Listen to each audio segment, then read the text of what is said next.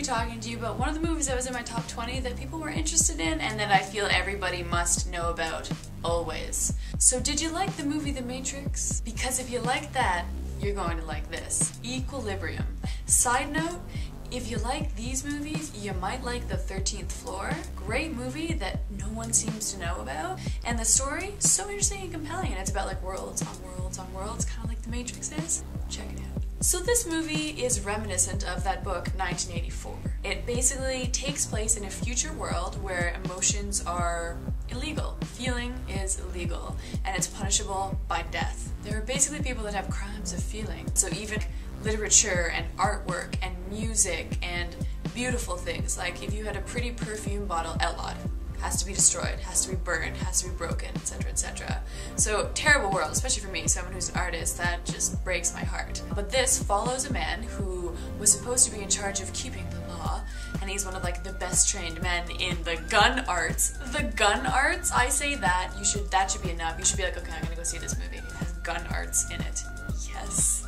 Follows this one man, Christian Bale, who I'm sure all of you guys know from The Dark Knight or American Psycho. Spoiler alert, so if you don't want to have a spoiler, put it on mute until these flashing bad boys are gone, okay? Christian Bale is rising up against the government. He turns over a new leaf, basically realizes that he's been wrong all these years, being without emotion, and he rises to overthrow this evil government. Okay, the spoiling's done. So this movie was directed by Kurt Wimmer. He normally doesn't direct. He directed Ultraviolet, and Ultraviolet was nothing good, nothing that anybody should ever see or pay money for or waste the 2 hours of their life that they can't get back watching it. Am I too harsh? Maybe.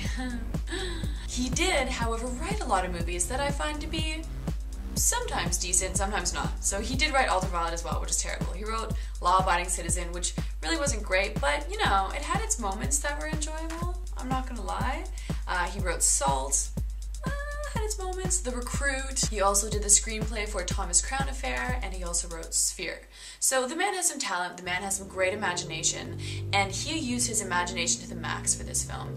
This film was fantastic. It blew me away. When I worked at Blockbuster, someone was like, oh, watch this movie, you like The Matrix, you like this. I watched it, and I was just like, oh my gosh, I almost like this better than The Matrix. Sacrilege! No, Catherine! Bad! Bad, Catherine! And it was crazy because nothing's better than The Matrix other than Inception. Oh gosh, there's so many good movies I can't pick. So there are also a couple other actors that you may recognize or know. These actors I find are usually people that you're like, oh yeah, that guy, yeah, he was in that movie.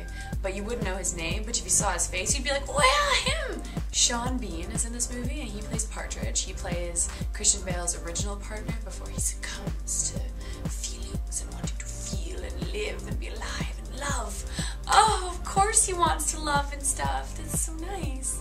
This man has a huge list of movies. Silent Hill, Troy, all three of the Lord of the Rings movies, and he was in GoldenEye. He was kind of cute, wasn't he? Yeah.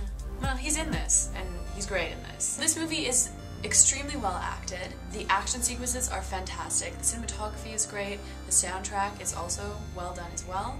And even the color scheme, just how stylized this movie is so interesting. All the sets and the backgrounds and how it all just has such a cold feeling because there's not supposed to be any emotion in this world. The people of this world take a drug routinely at a particular time. This little alarm goes off and it's like, time to take your dose.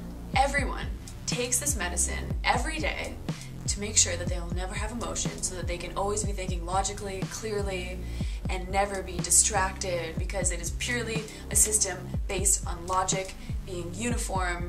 And I just hate that. It's terrible. It's terrible. So this is about the fight for freedom, for artisticness, for love, for feeling. But it's done in such a great stylized way that makes you feel like you're watching The Matrix at the same time.